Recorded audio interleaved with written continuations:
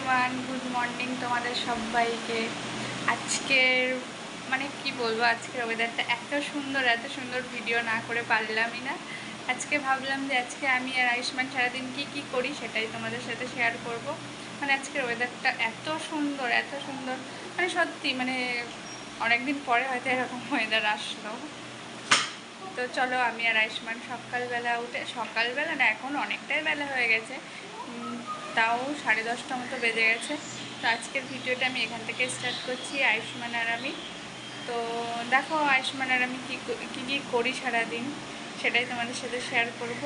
আর মানে কি বলবো, সকালবেলা উঠে সমস্ত কাজ হয়ে গেছে। আয়ুষ্মান এখন বই পড়ছে, মানে বই তো দূরে থাক, বইটা শুধু খুলে রেখেই ও মানে ওর মতো খেলা করেই বেড়াচ্ছে। আর আমি তো একটু বললাম আমি একটু পাস্তা খাবো, তো ওর জন্য একটু পাস্তাই বানাচ্ছি। তো চলো দেখো পাস্তা।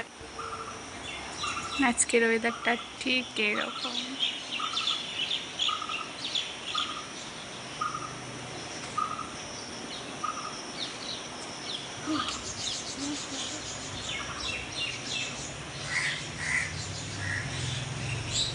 আয়ুষ্মান বই নিয়ে বসেছে, মানে বই নিয়ে বসেছে অনেক সময় আগে, কিন্তু ও যে কী করছে আমি ঠিক বুঝতে পারছি না। আমি লিখতে দিয়েছি ওকে, ও তোর মতো।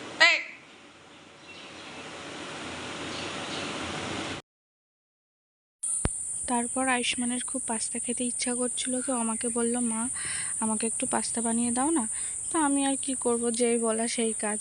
ও যেই বলল সেই, ওর কথা তো আমাকে শুনতেই হবে, কারণ ও কিচ্ছু খেতে চায় না। আর তারপরেও ওর মানে শরীরটা খুবই খারাপ যাচ্ছিল সেই সময়টা। আর তারপরে কিছু খেতে চায় না। আর ওর সব কিছুই খাওয়া বারণ, কারণ ওরও খুব অ্যালার্জি আছে, সেই কারণে ও খেতে চাইছে না, মানে খেতে চাইছে না সরি। ওর যেহেতু অ্যালার্জি, তাই জন্য ওর সব কিছু খাওয়া বারণ ছিল। সেই কারণে ও যেটা খেতে চায় আমার কাছে, আমি তখনই মানে চেষ্টা করি সেটা বানিয়ে দেওয়ার। তো আমি এই যে এখানে ওর জন্য রেডি করে নিয়েছি পাস্তা, সব কিছুই রেডি করে নিয়ে ওর জন্য বানিয়ে দিলাম। আমি এদিকে আমার মতো বানিয়ে যাচ্ছি, কাজ করছি, আর ও ওর মতো দুষ্টুমি করেই যাচ্ছে। মানে ওর তো দুষ্টুমির শেষ নেই, ও ভীষণ দুষ্টুমি করে, আর এমনিতেই ভীষণ চঞ্চল, ভীষণ দুষ্টু। তো যাই হোক, বাচ্চারা তো একটু দুষ্টু হবেই। তো যে ওর মতো দুষ্টুমি করে যাচ্ছে, আর আমার মতো আমি একটু বানালাম পাস্তা। তারপরে এই যে ওকে দিলাম বানিয়ে, জানি না কেমন খেতে হয়েছে। তো ও যেহেতু ঝাল খায় না, তার জন্য ঝালটা একটু কম করে দিয়ে, মানে ঝাল দিইনি বললেই চলে, অল্প একটু, একটা লঙ্কা না দুটো লঙ্কা, কাঁচা লঙ্কা চিড়ে দিয়েছিলাম। তো দেখো বানিয়ে ফেলেছি ওর জন্য সকাল সকাল পাস্তা। ও এবার খাবে সেটা। ওকে দিলাম পাস্তা বানিয়ে, এবার দেখো ও খাচ্ছে। ওর রিয়াকশানটা শুধু দেখবে তোমরা সবাই, যে কেমন হয়েছে। একটা লঙ্কা দিয়েছি, তাও মনে হচ্ছে না আমি কত লঙ্কা দিয়েছি ওতে, কারণ ও একটু লঙ্কা খেতে চায় না, মানে ঝাল খেতে চায় না। মানে তারপরেও দেখো, মানে ঝাল লেগেছে, আমি বুঝতে পারছি ওর ঝাল লেগেছে, তারপরেও বলছে না মা ভালো হয়েছে। তারপরে দেখো তারপর আমরা পাস্তা খাওয়ার পরে আমরা রেডি হয়ে গেছিলাম। সেই দিনটা খুবই সারাদিন বৃষ্টি হচ্ছিল। তো আমি আর আয়ুষ্মান ভেবেছিলাম যে আজকে প্রচণ্ড পরিমাণে বৃষ্টি হচ্ছে, আমরা আজকে কোথাও যাব না। আমার ডিউটিও সেদিন ছিল না। তো তো সেদিন এক জায়গায় নেমন্তন্ন ছিল। তো আমি আর আয়ুষ্মান রেডি হয়ে গেছিলাম, মানে যাওয়ার কোনো প্ল্যানিং ছিল না, কিচ্ছু ছিল না। আমার শাশুড়ি মা হঠাৎ করে বললো যে যেতে হবে। তো আমি আর আয়ুষ্মান রেডি হয়ে গেলাম, বেরিয়ে পড়লাম সেইখানে যাওয়ার জন্য। নেমন্তন্ন বলতে নিজেদের আত্মীয়ই ছিল। আমার পিসি শাশুড়ির মানে মানে পিসেমশাই মারা গিয়েছিল, 1 বছর হয়ে গেছে। তো সেইখানেই আজ তার বাৎসরিক কাজ ছিল, তো সেইখানেই নেমন্তন্ন ছিল। তো যাওয়ার কোনো মানে প্ল্যানিং ছিল না।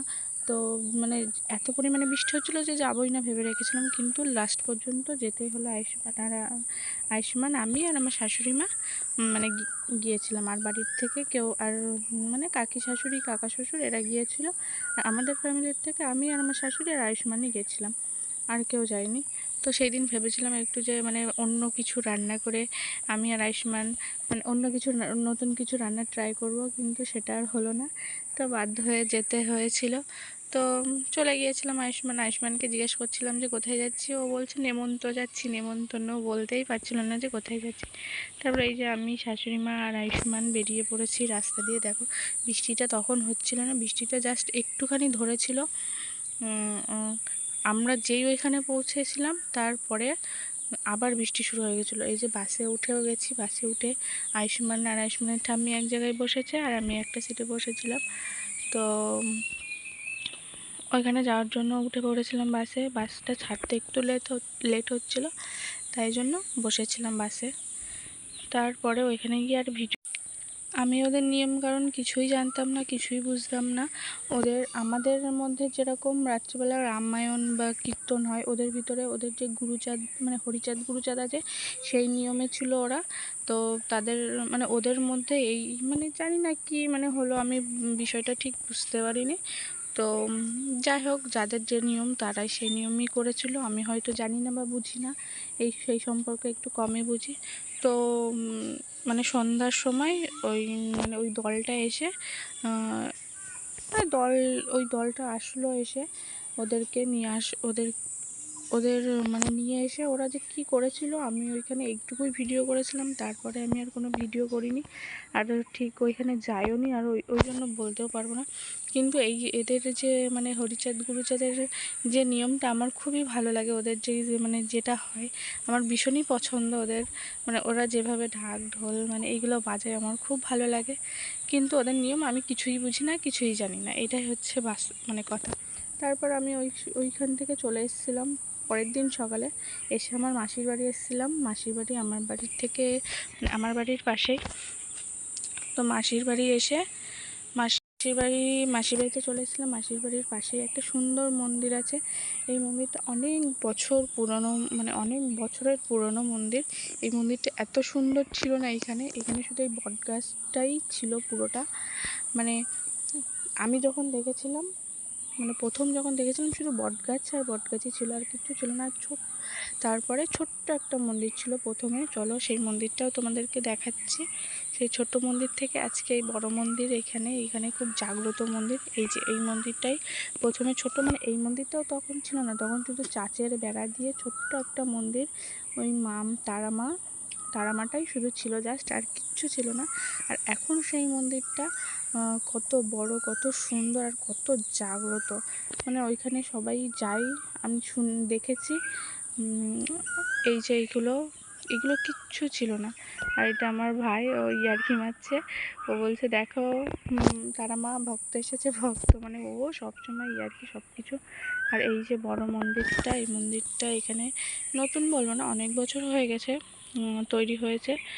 তো এই মন্দিরটা আমার খুব ভালো লাগে। আর এই মন্দিরের ভিতরে যে তারা মা আছে, তারা মার তো মানে কোনো কথাই নেই। সব সময় ভগবান সব সময়ই সুন্দর। দেখো কত সুন্দরভাবে সাজানো আছে এই মন্দিরটা। তারা মা